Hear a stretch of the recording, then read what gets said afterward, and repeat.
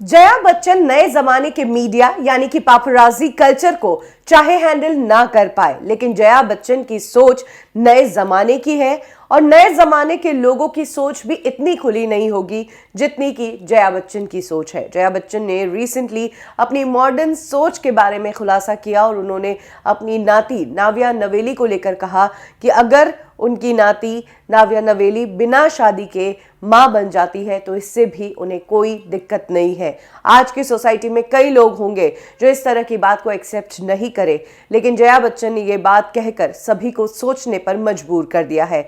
जया बच्चन जो इन दिनों अपनी नाती नाव्या नवेली के podcast show what the hell Navya का हिस्सा है, उन्होंने खुलकर रिलेशनशिप्स के बारे में बात की। जया बच्चन ने कहा कि इन दिनों यंग जनरेशन के बीच रोमांस की कमी है, इसीलिए आपको शादी उसी से करना चाहिए जो आपका बेस्ट फ्रेंड हो और उसे ये भी कहना चाहिए कि मैं आपके बच्चे की मां बनना चाहती हूं क्योंकि मैं आपको पसंद करती हूं। इसके आगे जया बच्चन कहती है कि फिर शादी करनी चाहिए क्योंकि समाज कहता है, लेकिन अगर शादी के बिना भी नाव्या मां बनती है तो मुझे कोई ऐतराज नहीं है। जया बच्चन ने कहा कि अब सिचुएशन अलग है, हमारे जमाने में ऐसी बात सोच भी नहीं सकते थे, लेकिन नाव्या का जो जमाना है वो बदला हुआ जमाना है।